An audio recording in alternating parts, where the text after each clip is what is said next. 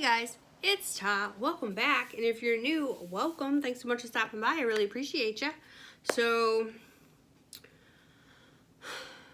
I'm a little behind schedule on a lot of things right now because for the past couple days, I have been running a fever.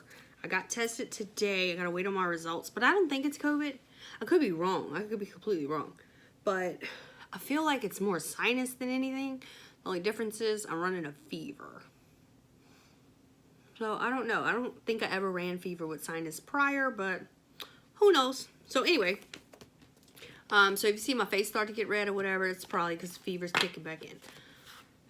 So today we are going to be doing 22 books that I want to read in 2022. There's no rhyme or reason for these books. This is just books. These are books that I said, oh, I'm going to read, I'm going to read, I'm going to read, I'm going to read, and never read. I bought them obviously to specifically read. I was excited when I got them, and I just never read them for some reason. I always found something else to read. So I'm going to make sure that these 22 books become a top priority some way, shape, or form in 2022. So before I do that, though, I do have some Good Time mail, and it is from Kathleen Kiki. Thank you so much. I will link her down below. You guys want to go check her out. It is this beautiful Christmas card. Like, I'm late on getting it. It was at my P.O. box right after I had the hysterectomy and I wasn't allowed to drive. And so I finally picked it up. So thank you for that. And it says, Dear Tiffany and family, cheers to Christmas, to many merry moments, and to a bright new year. Have a Merry Christmas and a Happy New Year. Love and friendship, Kiki. Thank you. And I hope you had a wonderful Christmas and have an amazing New Year as well. So let's jump into the books to see what do I have on this list. And hopefully I can get all of them read, because some of them, like, my priority is obviously to read the ones on here, but some of them may be part of a series that I'm going to want to continue. So 22 can easily turn into 55. So we shall see. All right, so the first one is called The Crystal Shard. This is book 1 in the Icewind Dale trilogy by R.A. Salvatore. This is my husband's favorite author. Him and my brother-in-law read him a lot. I think this is like the only author really, besides like Graham Hancock, but that's nonfiction, that my husband actually reads. Like, he read all of this and he's like, Bae, I really think you like it. So Bae is going to give it a try. Isolated in the barren stretches of Icewind Dale, the villages of 10 towns come under attack by a tribe of barbarians. In the midst of battle, a young barbarian named Wolfgar ends up owing 5 years of his life to a grizzled dwarf. With the help of Drizzt, a renegade dark elf, the dwarf strikes to mold the barbarian into a warrior with both brawn and brains. So we're going to be doing some elf, some barbarian stuff. Who knows? He said it's really good though, so we shall see. And then this one you guys probably seen multiple times. So this is Shadow and Bone, the first of the Shadow and Bones trilogy. And it is Netflix. And there's also a duology behind this that, from what I gather, people say you kind of want to read that before you watch the show as well. I only have the trilogy for this so far. I'm not going to go into it because you've probably seen enough of this one. But yeah, I was supposed to read it. I was so excited. I bought all 3 books at once, and they literally have been sitting on my shelf. So we're going to make at least book 1 a priority. This one, Mary Poppins, She Wrote, The Life of P.L. Travers by Valerie Lawson.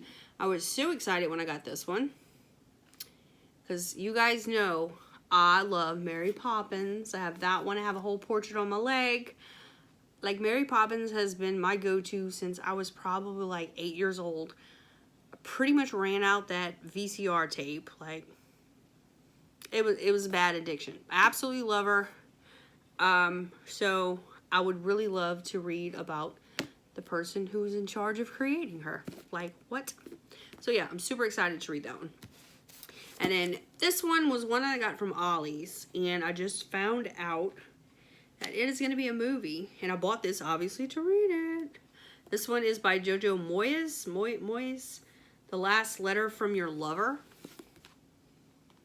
And I also have like 2 other books by her that I think I bought them all at the same time. They just seem really intriguing, so I went ahead and bought them. I don't know, I don't think I've ever read anything by this author.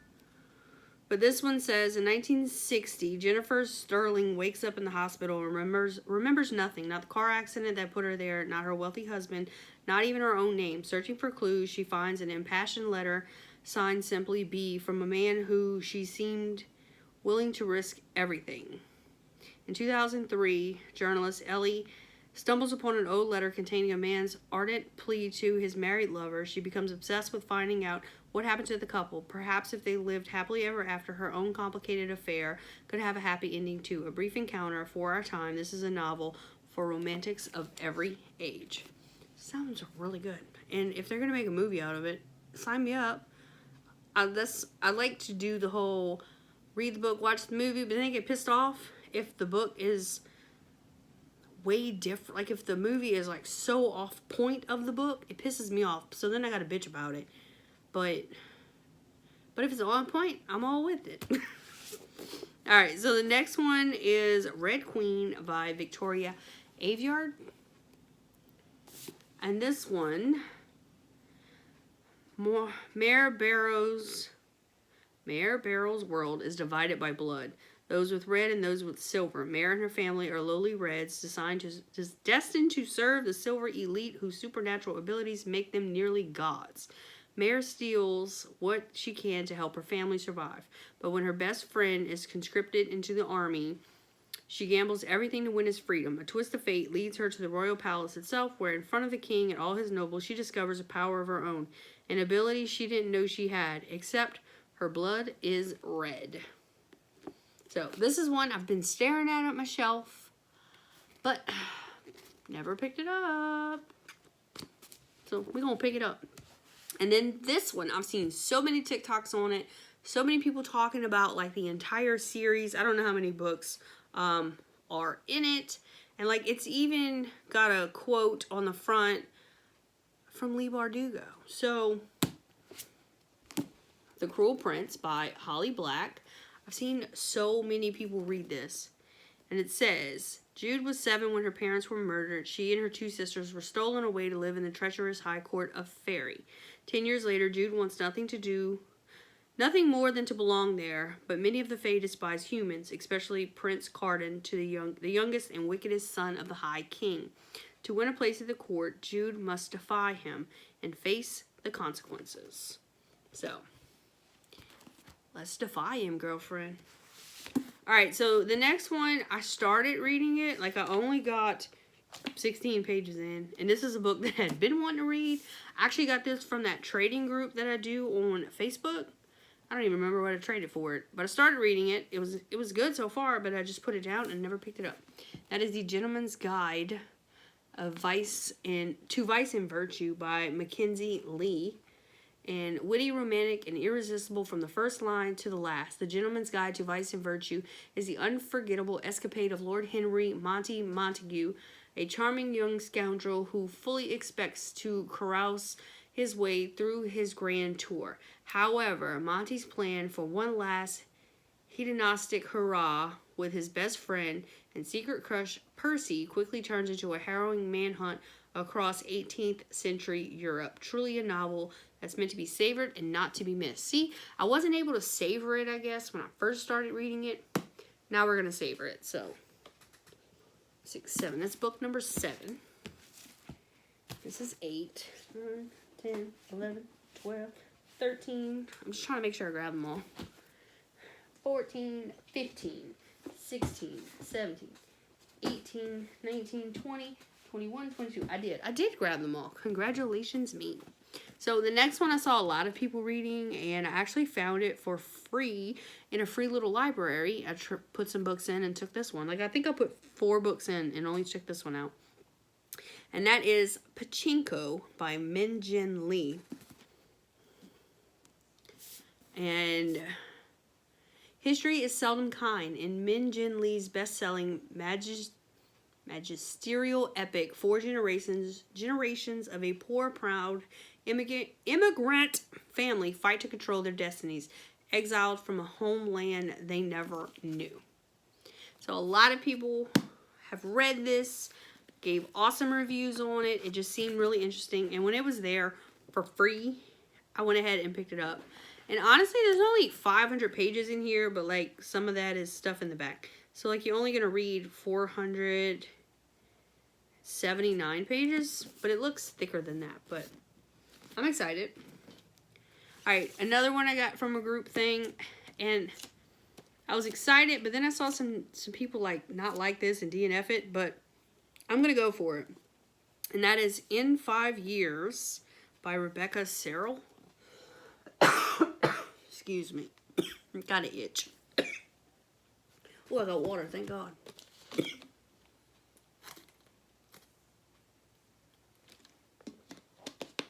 Alright, let's see if that helps. Probably not, but we shall see.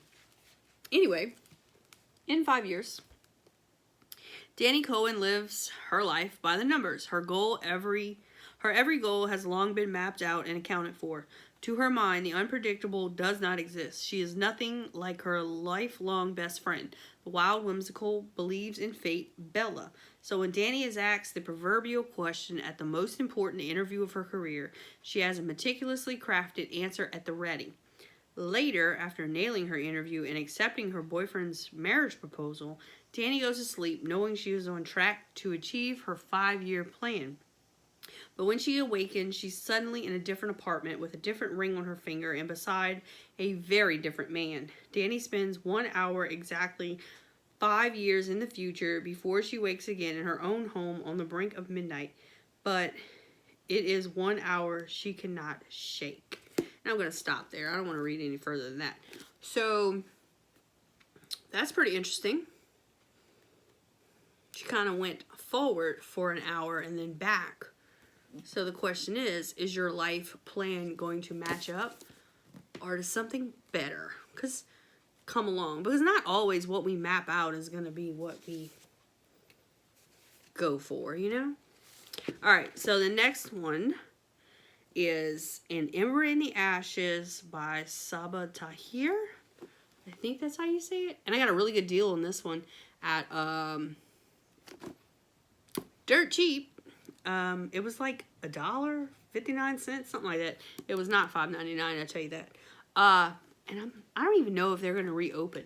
Since the hurricane, they've yet to open, so I don't know how much damage they have and if they're going to come back or not. So anyway, Leia is a slave.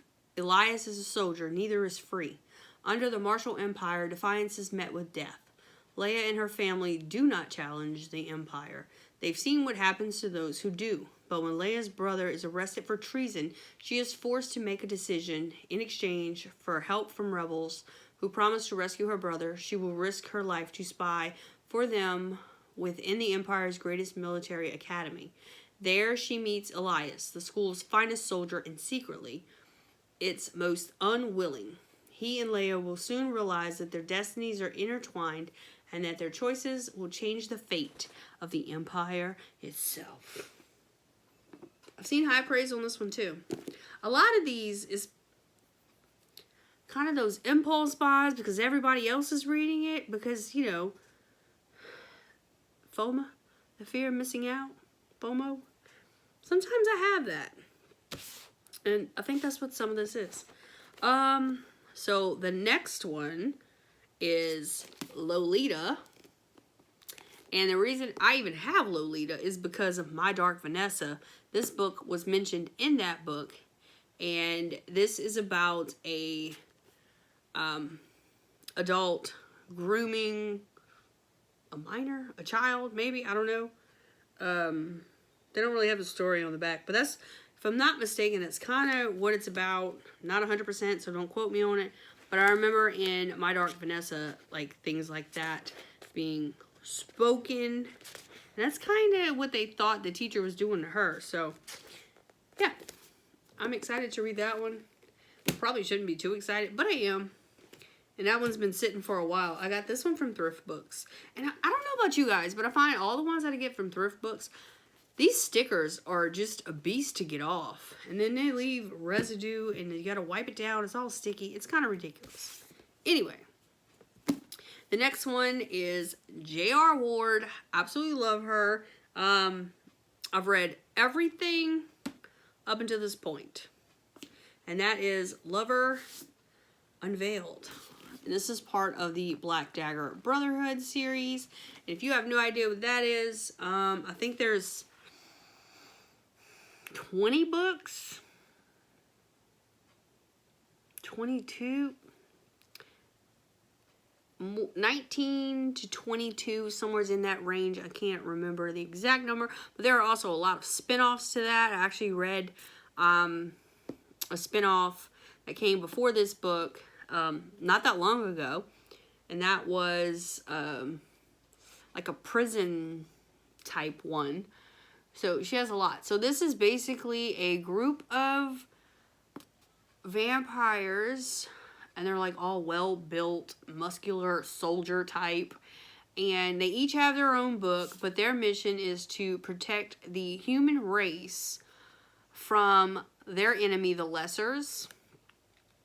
And they come across a lot of stuff they have to do, but in each book, they find their soulmate, and like you give a whole story. Like you have multiple storylines in the book. You have their story with their partner. You have the story of what all the other brothers are doing, how they're fighting. So many things going on. But I've not enjoyed. Like I've enjoyed every single book she's written as far as the series goes, and the spin-offs.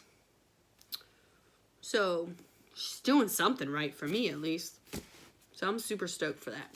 And then this one, I've heard some negative things, some positive things. And this is not even probably the one I need to read next. But this is The Return by Nicholas Sparks.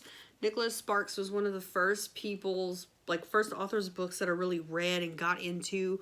And then from him, I moved to James Patterson and just kind of went from there. But he started my love of reading back up when I got older. Because when I was younger, I loved to read all the time. And then it got to a point where I just didn't, because I was, school, band, work, all that stuff. And then I was like, you know what, I'm going to start reading again. So my job was literally right down from the library. So I literally checked out everything out at that time. And then I went through the entire James Patterson section they had. And then some others. It was great. So anyway, this one says, Trevor Benson never intended to move back to New Bern, North Carolina, but when a mortar blast outside the hospital where he worked sent him home from Afghanistan with devastating injuries, the dilapidated cabin he'd inherited from his grandfather seemed as a good place to regroup as any. Tending to his grandfather's beloved beehives, Trevor isn't prepared to fall in love with a local, yet from their very first encounter, Trevor feels a connection with the deputy sheriff, Natalie Masterson, that he can't ignore. But even she seems to reciprocate his feelings. She remains frustratingly distant, making Trevor wonder what she's hiding. So, I'm going to give it a go. Like I said, I loved him whenever I started reading, and I almost got to meet him, but they wound up canceling the damn event. Because I was going to bring, what was it? A Walk to Remember, possibly. I had a couple of them. I was going to bring them and get them to sign it and everything. It was going to be awesome, but it canceled the event. So I hadn't even bought tickets yet. Alright, so we're pretty much at the halfway point. And then Danielle Steele, Royal. This one I bought because recently I read one of her books. I absolutely loved it. Me and my mom talked about it because my mom loves Danielle Steele. And I was like, you know what? Let me give it a shot. Mom's been reading it for years. I like it. So this one, I don't even remember what it's about. I don't even think it has a synopsis in this book. Oh, here we go. As the war rages on in the summer of 1943, the king and queen choose to quietly send their youngest daughter, Princess Charlotte, to live with a trusted noble family in the country. Despite her fiery nature, the princess's fragile health poses far too great a risk for her to remain with her family in London. Third in line for the throne, 17-year-old Charlotte arrives in Yorkshire. Her two guardians, the only keepers of her true identity. In time, she settles comfortably into a private life, befriending a young evacuee and training with her cherished horse. but no one predicts that she will fall deeply in love with her protector's son. After Charlotte gives birth to a child, the infant is tragically orphaned, raised in the most humble circumstances by a modest, stable manager and his wife. No one, not even she, knows of her lineage. But when a stack of hidden letters is unearthed, a secret kept for nearly 2 decades finally surfaces and a long-lost princess emerges. Fascinating story of family and royalty and the unforgettable portrait of an extraordinary young woman who brings her home. Royal is an exhilarating work from America's most beloved storyteller. So, that is one me and my mom have been talking about reading, so I bought it. Never read it, because I was supposed to read it and then give it to her to read it. Hasn't happened yet. Hasn't happened. Alright, so the next one is a series, but again, this is just the first book. I've seen so many good things about the series that I went ahead and got it. And that is The Diviners by Libba Bray. I have the first 2 books. This one I got at Second and Charles. I don't know where that stuttering was going with that. And the other one I got was at the Dollar Tree. I was super excited. It's not matching covers, but I'm just going to read them and return them and, you know, get credit on them so I can buy more books. So it doesn't matter if it doesn't match. Evie O'Neill has been exiled from her boring old hometown and shipped off to the bustling streets of New York City, and she is positively ecstatic. It's 1926 and New York is filled with speakeasies, Ziegfeld girls, and rakish pickpockets.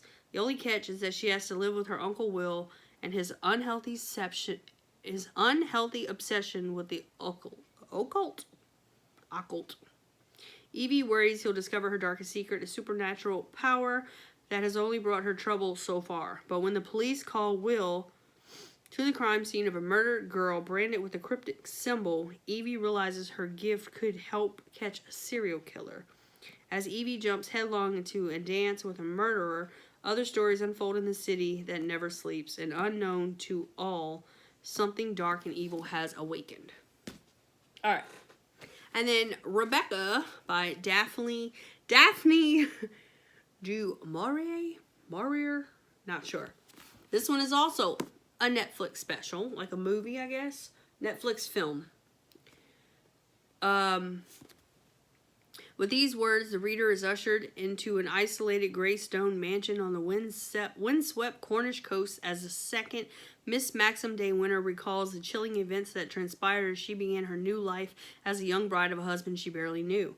For in every corner and every room were phantoms of a time dead but not forgotten, a past devotedly preserved by the sinister housekeeper, Mrs. Danvers, a sweet, immaculate and untouched, clothing laid out and ready to be worn, but not by any of the great house's current occupants, with an eerie I really don't like the fact that I can't read right now. Presentiment of evil tightening her heart, the second Mrs. Day Winter walked in the shadow of her mysterious predecessor, determined to uncover the darkest secrets and shattering truths about Maxim's first wife, the late and hauntingly beautiful Rebecca. So, I want to read that one. And then this one I bought because I was super excited about it, and I just never read it yet. And that would be Behind Closed Doors by B.A. Paris. Everyone knows a couple like Jack and Grace. He has looks and wealth. She has charm and elegance. He's a dedicated attorney who has never lost a case. She is a flawless homemaker, a masterful gardener and cook, and dotes on her disabled younger sister. Though they are still newlyweds, they seem to have it all. You might not want to like them, but you do. You're hopelessly charmed by the ease and comfort of their home, by the graciousness of the dinner parties they throw. You like to get to know Grace better. But it's difficult because you realize Jack and Grace are inseparable. Some might call this true love. Others might wonder why Grace never answers the phone, or why she can never meet for coffee even though she doesn't work. How can she cook such elaborate meals but remain so slim? Or why she never seems to take anything with her when she leaves the house, not even a pen. Or why there are such high security metal shutters on the downstairs windows. Some might wonder what's really going on once the dinner party is over and the front door has closed. What? How do you stay so thin? Let me know. Your girl got to lose some pounds. Alright, in the last stack, Dune. The reason I bought this book, you'll never guess. Because I was reading the... I don't know if it was on the back. Let me see. No, I was reading something. And it had like a synopsis of it or whatever. And I was like, well, it's sci-fi. I'm not really like the best sci-fi reader. And this is by Frank Herbert, if you're wondering. But they mentioned the spice melange. And if you watch Rick and Morty, they talk about the spice melange. Or is that South Park? I don't remember which one it was. It was either Rick and Morty or South Park. Can't remember at the moment. I watched so many episodes of each one. And I just remember, I was like, the spice melange. I kept repeating that over and over. And when I found that out, I was like, yeah, I'm going to get it. And then there's a new movie coming out. Like, obviously, there already is one. It's a reboot, I'm guessing, of this one. So, I got it. It's a whole lot of pages. We gonna see if I get to it. Alright. Like 4 books left. The next one is The Bone Season by Samantha Shannon. And this one is a series. It's got multiple, I don't know how many books it has at this point. The year is 2059. Paige Mahoney is working in the criminal underworld of Scion, London. Her job to scout for more information by breaking into people's minds. For Paige is a dreamwalker, a rare kind of clairvoyant, and under Scion law, she commits treason simply by breathing. Elsewhere, however, there's a seat of power even greater than Scion, and they have a different design for Paige and her uncommon abilities. That sounds really good.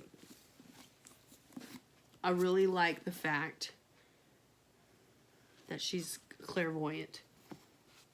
So, great things about this one too. And then this one, I feel like everybody's read it but me. And it's probably not true, but I just feel like I need to read it now. And that is The Book Thief by Marcus Zuzak. And this is the anniversary edition. I got this at a thrift store, if I'm not mistaken.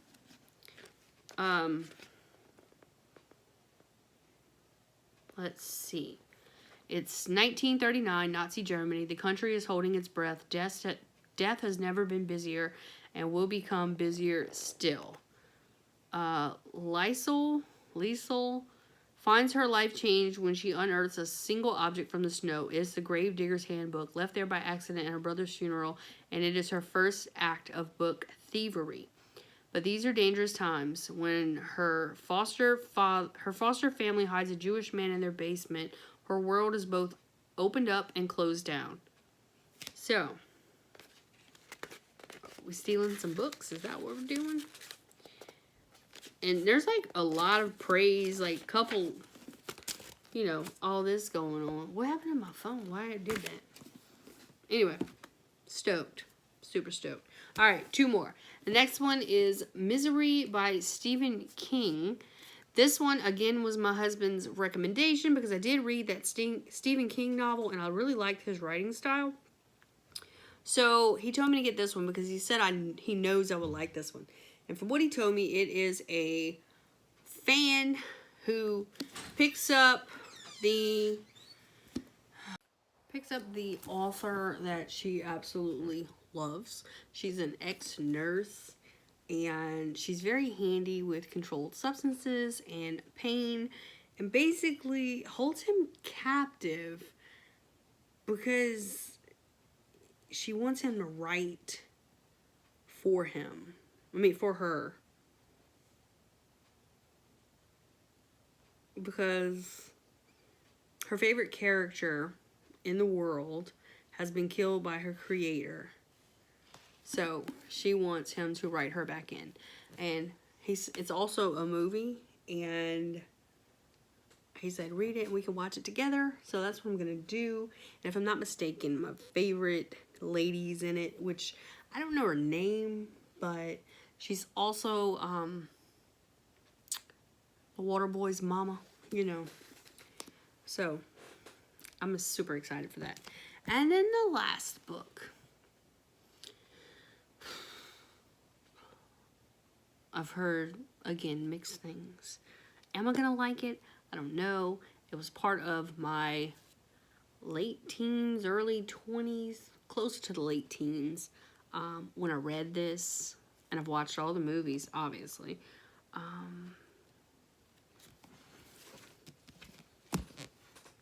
Midnight Sun.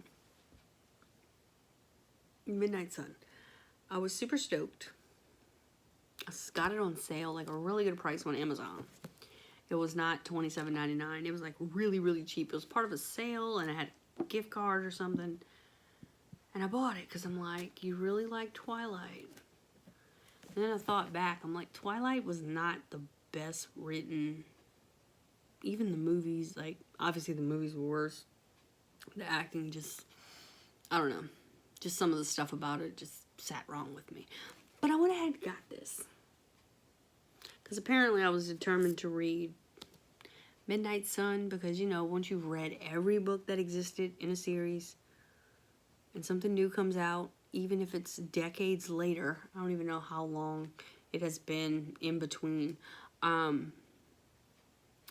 we all find ourselves picking it up. So in order for me to make sure I prioritize this, I went ahead and put it on this list. That way I can start it, and if I don't like it, I can DNF it and say I attempted it. But if I do like it, I can finish it and get it off the list and pass it on to somebody else who would like it too. And if I'm not mistaken, this is basically Twilight from Edward's point of view. So we shall see. Alright, so those are the 22 books that I am prioritizing in 2022. Obviously, there's going to be a lot more books that come along in the year that I'm just going to want to read, but I have to make myself read these, get these off my shelf. So we shall see how this year goes with this idea. That's what we're going to call it. We're going to call it idea because I don't know if I'll actually accomplish it. I know a lot of people do accomplish theirs, but there are some people I've seen that they had not. So it just depends on how well I prioritize these. Because I figured it out, in order to get them all read, I will need to read like one and then 3/4 of the next one in 1 month. Somewhere around those numbers. So I definitely have to read a full plus some if I'm going by book count. But if I go by page count, I don't even know what that would be. Divided by 12. All these pages divided by 12. That seems like a lot of pages. Because just Dune is over 800. Midnight Sun, I think, is like 600. The Diviners is pretty thick. Pachinko is pretty thick. She's almost 500. So yeah, lots of pages here. So, hope you guys enjoyed, and I will see you all next time. Bye, guys.